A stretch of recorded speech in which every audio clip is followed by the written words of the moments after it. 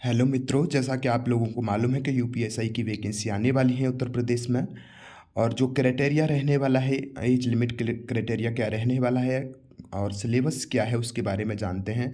इससे पहले आपको मैं बता दूं, 31 जुलाई से जो है आपका ओटीआर करना जो है चालू हो चुका है। तो ओटीआर जल्द से जल्द जो है आप करा लें। 4543 पद जो हैं यूपीएससी के लिए आएंगे। इसके बाद यूपी पुलिस की तुरंत ही इसके बाद जो है यूपी पुलिस कांस्टेबल की वैकेंसी आएंगी। तो बता दें कि आपको उत्तर प्रदेश पुलिस रिक्रूटमेंट ने जो है ये सूचना दी है, 14 अगस्त तक जो है आपकी नोटिफिकेशन यूपीएसआई के लिए आ जाएगी। ठीक है, तो ज़्यादा देर न करते हुए इसके बारे में जानते हैं हम। यूपी पुलिस सब इंस्पेक्टर के जो पद आने वाले हैं, 4543 जो है पद आने वाले हैं। और एज लिमिट जो आयु सीमा है, वो आयु सीमा क्या रहने वाली है आपकी। जनरल के लिए बात कर लेते हैं। एज जो रहेगी वो 21 से 31 वर्ष रहेगी और 3 वर्ष की इसमें छूट रहेगी। 3 वर्ष की इसमें छूट रहेगी। ओबीसी के लिए जो एज लिमिट रहेगी वो 21 से 36 वर्ष रहेगी और 8 वर्ष की इसमें छूट रहेगी। SC ST की बात करें तो SC ST की जो आयु सीमा रहेगी वो 21 से 36 वर्ष ही रहेगी और 8 वर्ष की इसमें छूट रहेगी। ठीक है, आपकी ग्रेजुएशन जो है होनी चाहिए। ठीक है, नेक्स्ट जैसे बात करते हैं जनरल कैटेगरी के लिए। जनरल कैटेगरी के लिए क्या दिया हुआ है कि एक साथ यहाँ लिख लेना, 2/7 जो है 2 जुलाई 2025 को 21 वर्ष की आयु प्राप्त कर ली हो और 31 वर्ष से अधिक की आयु पूर्ण न हो। यानी आप देख सकते हैं कि 2/7 1994 से पूर्व का जन्म नहीं होना चाहिए और 1/7/2004 के पश्चात का ना हो। ठीक है, ये आपको याद रखना है। और SC ST OBC की बात करें, SC ST OBC की, तो कैटेगरी के अभ्यर्थियों के ने दिनांक 1/7/2025 यानी 2/7/2025 को 21 वर्ष की आयु जो है प्राप्त कर ली हो और 36 वर्ष से अधिक की आयु पूर्ण न की हो।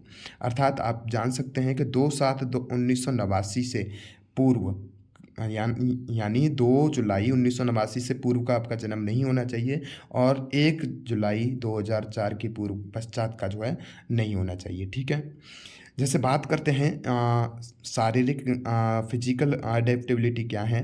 ठीक है, एलिजिबिलिटी क्या है, फिजिकल एलिजिबिलिटी, फिजिकल स्टैंडर्ड क्या है।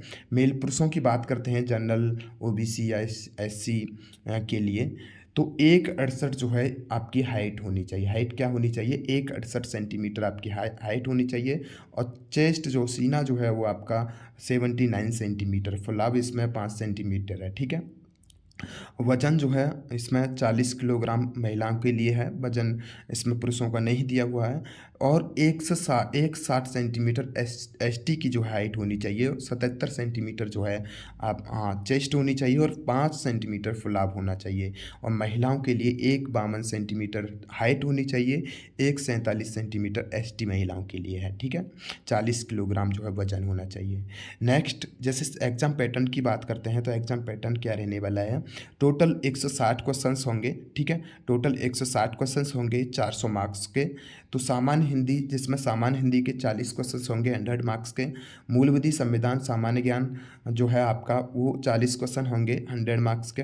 और गणित जो आपकी गणित है उसके 40 क्वेश्चंस 100 मार्क्स के। ठीक है, रीजनिंग के क्वेश्चंस जो हैं 40 क्वेश्चंस ही होंगे 100 मार्क्स के। ठीक है, नेक्स्ट जैसे एग्जाम सिलेबस की बात कर लेते हैं। सिलेबस सामान्य हिंदी का क्या रहने वाला है, हिंदी और अन्य भारतीय भाषाएं। ठीक है, हिंदी और अन्य भारतीय भाषाएं, तत्सम तद्भव हो गए, आपके पर्यायवाची हो गए, विलोम हो गए, अनेकार्थक शब्द हो गए, वाक्यांशों के लिए एक शब्द हो गया, समरूपी भिन्नार्थक शब्द हो गए, अशुद्ध वाक्य शुद्ध करना हो गया, लिंग वचन और कारक हो गए, सर्वनाम विशेषण क्रिया काल और वाच्य हो गए, और अवयव उपसर्ग अप्रत्यय हो गए, विराम चिन्ह हो गए, आपके संधि मुहावरे एवं समास हो गए, लोकोक्तियाँ हो गई, रस छंद अलंकार और अपठित बोध। एक पैराग्राफ भी आएगा जिसमें जो है आपको आंसर जो है देखने होंगे। उसमें प्रसिद्ध कवि और लेखक, उनकी रचनाएं भी होंगी और हिंदी में पुरस्कार। ठीक है, ये हिंदी का सिलेबस था।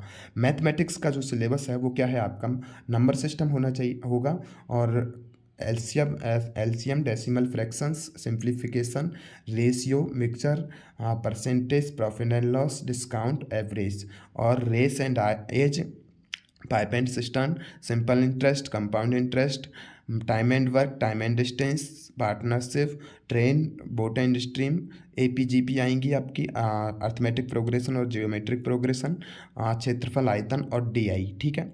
और एडवांस मैथ, ठीक है, एडवांस मैथ आएगा। नेक्स्ट जैसे रीजनिंग की बात कर लेते हैं। रीजनिंग में ये सारा सिलेबस दे रखा है, इसे पढ़ लीजिएगा। Number series, miscellaneous, continuous pattern series आएगी, एनालॉजी आएगी, क्लासिफिकेशन, कोडिंग डिकोडिंग आएंगी, एमेंडेड फिगर आएंगे, कंप्लीट करना होंगे वो फिगर जो हैं। अल्फ़ाबेटिकल टेस्ट आएगा, डाइस आएंगे, डाइस के क्वेश्चंस आएंगे, रैंकिंग के क्वेश्चंस आएंगे, डिस्टेंस एंड डायरेक्शन के क्वेश्चन आएंगे आपके, ठीक है।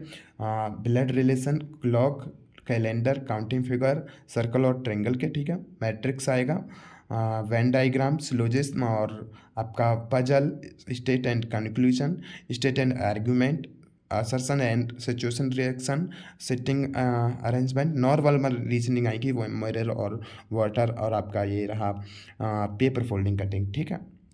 जीएस की पॉलिटी की बात कर लेते हैं। पॉलिटी जो आपके डीपीएसपी हो गए, नीति निर्देशक तत्व, मौलिक अधिकार हो गए, संविधान का उद्देश्य हो गया, संसदीय व्यवस्था, केंद्रीय एवं प्रदेशीय सरकारों का गठन और उनके अधिकार, कानून बनाने का अधिकार, स्थानीय स्वशासन, केंद्र और राज्यों के बीच संबंध, ठीक है। और इसमें संविधान संशोधन, अमेंडमेंट भी आएगा, ठीक है।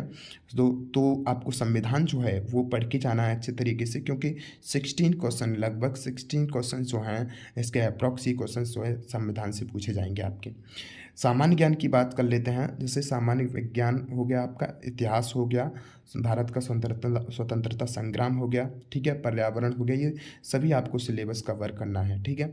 नेक्स्ट मूल विधि की बात कर लेते हैं। मोटर व्हीकल एक्ट आएगा, इनकम टैक्स एक्ट आएगा, भूमि अधिग्रहण, भू राजस्व संबंधी, भूमि सुधार और भूमि पुनर्स्थापन इससे संबंधित, आपका ह्यूमन राइट्स प्रोटेक्शन, भ्रष्टाचार निवारण अधिनियम, प्रिवेंशन ऑफ करप्शन एक्ट, आपका right to information act, SC/ST act और नेशनल सिक्योरिटी एक्ट, ये आपका सिलेबस रहने वाला है।